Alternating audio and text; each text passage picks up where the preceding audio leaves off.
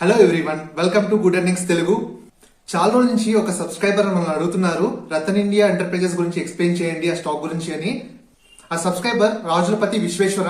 ఈయన చాలా రోజుల నుంచి అడుగుతున్నారు మనకి రతన్ ఇండియా గురించి ఎక్స్ప్లెయిన్ చేయమని. ఈ రోజు మనం ఆ స్టాక్ గురించి డీటెయిల్ గా మనం డిస్కస్ చేయబోతున్నాము. రతన్ ఇండియా ఎంటర్ప్రైజెస్ ఇది ఒక స్మాల్ క్యాప్ స్టాక్. మనం లాస్ట్ ఇయర్ లో చూస్తే ఆల్మోస్ట్ 5 రూపీస్ 6 రూపీస్ ఉన్నది. ఆల్మోస్ట్ 10 టైమ్స్ పెరిగిపోయి ఆల్మోస్ట్ 50 పైన అయితే పెరిగిపోయింది. మళ్ళీ అదే రేంజ్ లో కన్సల్టేషన్ లో 1 ఇయర్ నుంచి ఉంది. మళ్ళీ ప్రెసెంట్ ఇప్పుడు చూస్తే 39 ఆ రేంజ్ లో అయితే ఇప్పుడు దొరుకుతుంది ఆ షేర్ అయితే. ఇంతలా పెరిగింది కదా లాస్ట్ ఇయర్ ఆ షేర్, ఇంకా ఇక్కడి నుంచి కూడా బాగా పెరుగుతుందా? మనం ఆ కంపెనీ బిజినెస్ అండ్ ఫైనాన్షియల్ చూద్దాం. ఫ్యూచర్ లో ఈ కంపెనీ ఎంత గ్రో అవుతుంది అండ్ ప్రెసెంట్ ఈ షేర్ కొనొచ్చా లేదా అనే దాని గురించి మనం డిస్కస్ చేద్దాం. ఈ కంపెనీ కోవిడ్ తర్వాత 4 డిఫరెంట్ సెగ్మెంట్స్ బిజినెసెస్ లో వీళ్ళు ఎంటర్ అయ్యారు. వీళ్ళు ప్రమోటర్స్ చెప్పడం బట్టి కోవిడ్ కన్నా ముందు వాళ్ళైతే సోలార్ పవర్ ఎనర్జీ పైన వర్క్ చేస్తున్నారు.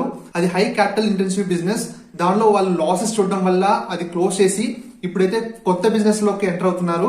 ఇది టోటలీ డిఫరెంట్ 4 డిఫరెంట్ సెగ్మెంట్స్ లో అయితే ఎంటర్ అయ్యారు.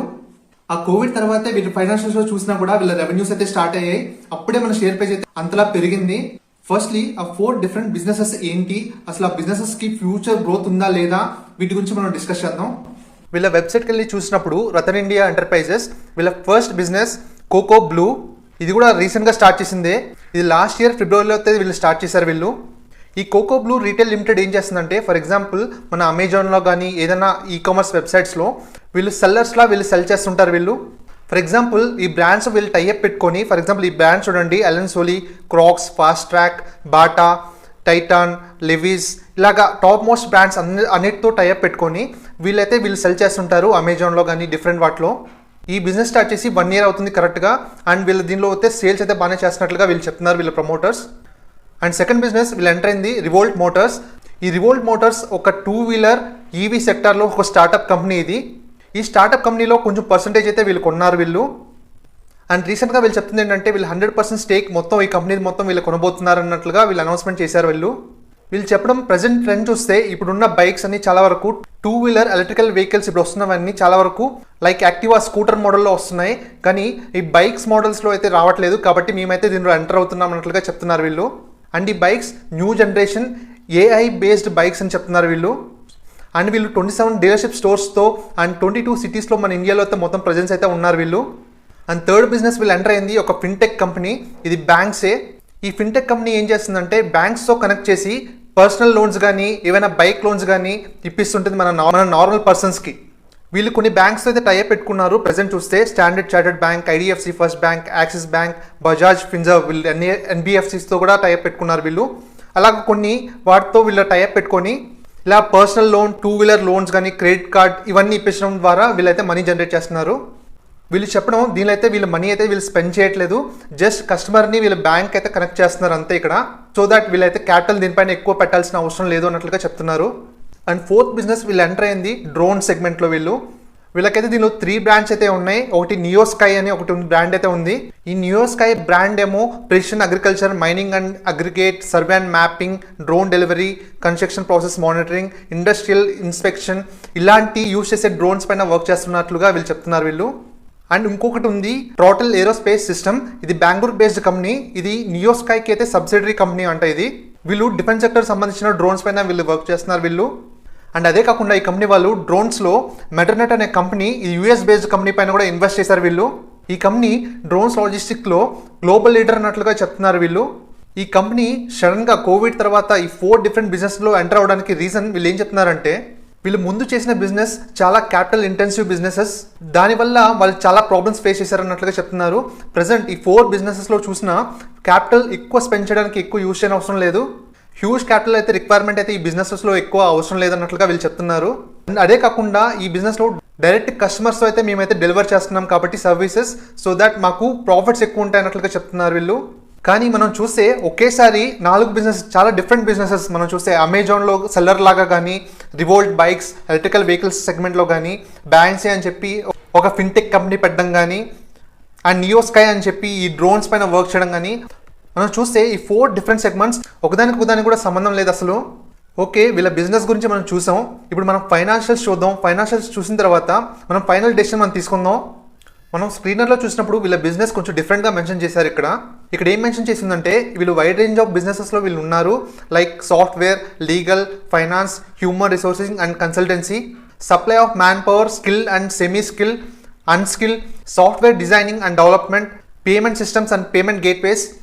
అండ్ ఇక్కడ స్క్రీనర్లోది మనం వెబ్సైట్లో కంపేర్ చేసి చూస్తే సెట్ అవ్వట్లేదు. కానీ కరెక్ట్గా చూసినప్పుడు ప్రమోటర్స్ నేను కాల్స్ విన్నాను. ప్రమోటర్స్ చెప్పిన దానికి అండ్ వెబ్సైట్లో ఉన్న దానికి కరెక్ట్. అసలు ఈ 4 బిజినెస్లో మాత్రమే వీళ్ళైతే వర్క్ చేస్తున్నారు ప్రజెంట్ అయితే. అండ్ రతన్ ఇండియా పవర్ అనే ఒక కంపెనీ ఉంది, వాళ్ళకి దానిలో కొంచెం షేర్ అయితే వీళ్ళకి ఉంది ఈ కంపెనీ కూడా. ఓకే, వీళ్ళ ఫైనాన్షియల్స్ చూద్దాం. వీళ్ళ మార్కెట్ క్యాప్ 5,366 crores. ఇది ఒక small cap company. ROCE 3.05, ROE 3.19. ఇది చాలా తక్కువ ఉన్నాయి, ఇంకా ఇప్పుడిప్పుడే గ్రో అవుతుంది కదా కంపెనీ. అండ్ డెట్ చూస్తే 588 crores ఉంది. అండ్ రిజర్వ్స్లో 310 crores మాత్రమే ఉంది. డెట్ టు ఈక్విటీ చూస్తే 1 ఉంది, కొంచెం రిస్క్ అయితే కనబడుతుంది. కానీ ప్రమోటర్స్ చెప్పడం అయితే ఇది డెత్ మాకు పెద్ద ఎక్కువ లేదు అన్నట్లుగా చెప్తున్నారు. కానీ ఇక్కడ చూస్తే మాత్రం డెత్ ఎక్కువ కనబడుతుంది నాకు. వీళ్ళ క్వార్టర్లీ రిజల్ట్స్ చూసినప్పుడు ఫస్ట్ వీళ్ళ సేల్స్ స్టార్ట్ చేసిందే June 2021. June 2021లో ఫస్ట్ 1 వచ్చింది. తర్వాత March 2022లో 12కి పెరిగింది. తర్వాత జూన్ 2022లో 689కి బాగా పెరిగింది. తర్వాత 1,176. తర్వాత మళ్ళీ సెప్టెంబర్ తర్వాత డిసెంబర్లో కొంచెం లైట్గా తగ్గింది సేల్స్ అయితే. వీళ్ళ ఆపరేటింగ్ ప్రాఫిట్ చూసినప్పుడు వీళ్ళ ఇంతవరకు అంత నెగిటివ్లో ఉంది. ఒకే ఒకసారి లాస్ట్ క్వార్టర్ కాకుండా దాని ముందు క్వార్టర్ సెప్టెంబర్ చూడండి, సెప్టెంబర్ 2022లో 10 crores అయితే వచ్చింది. ఒకే ఒకసారి వీళ్ళు ప్రాఫిటబుల్గా వచ్చారు వీళ్ళు ఆపరేటింగ్ ప్రాఫిట్లో అయితే. అండ్ రీసెంట్ రిజల్ట్స్లో కూడా డిసెంబర్లో కూడా మళ్ళీ నెగిటివ్గానే వచ్చింది, -14 crores. అండ్ నెట్ ప్రాఫిట్ చూసినప్పుడు కూడా 2 సార్లు పాజిటివ్లో వచ్చింది. ఒకటి మార్చ్ 2022లో 565 crores, అది కూడా మొత్తం ఇన్కమ్ మేజర్గా వచ్చింది, అదర్ ఇన్కమ్లోనే వచ్చింది. అండ్ సెకండ్ టైం రీసెంట్గా సెప్టెంబర్ 2022లో అది 103 crores అయితే వచ్చింది. దానిలో కూడా 106 crores అయితే అదర్ ఇన్కమ్లో ఉంది. అండ్ ఇయర్లీ రిజల్ట్స్ చూసినప్పుడు కూడా మీరు చూస్తే సేల్స్ ఈ మధ్య స్టార్ట్ అయ్యాయి కాబట్టి మార్చ్ 2022లో 14 అయ్యాయి. అండ్ ఇయర్లో 3,030 సేల్స్ అయితే అయ్యాయి. అండ్ మనం చూస్తే నెట్ ప్రాఫిట్ చూస్తే రీసెంట్గా లాస్ట్ 2 years అయితే ప్రాఫిట్ వచ్చింది 554 crores అండ్ 417 crores అయితే వచ్చింది. కానీ దీనిలో మేజర్గా మనకు వచ్చింది చూస్తే అదర్ ఇన్కమ్లో నుంచే వచ్చింది వీళ్ళకి. వీళ్ళు ఇప్పటివరకు అయితే ఆపరేటింగ్ ప్రాఫిట్ ఇయర్లీ వైజ్ చూస్తే మాత్రం ఇంతవరకు అయితే వీళ్ళు జనరేట్ చేయలేదు. ఓన్లీ ఒకే ఒకసారి సెప్టెంబర్ క్వార్టర్లో ఒక 10 crores అయితే ప్రాఫిట్ వచ్చింది. అది కూడా మళ్ళీ నెక్స్ట్ క్వార్టర్ డిసెంబర్లో మళ్ళీ లాసెస్కి అయితే వచ్చారు వీళ్ళు. ఫండమెంటల్ వైజ్ అయితే ఈ కంపెనీ అయితే అంత బాగాలేదు ఇప్పుడు ప్రజెంట్ చూస్తే. ఇలాంటి చిన్న కంపెనీస్కి మనం ఫైనాన్షియల్స్ కానీ ఇలా ఫండమెంటల్స్ మనం చూడకూడదు. ఎందుకంటే ఇప్పుడే గ్రో అవుతుంది ఈ కంపెనీ.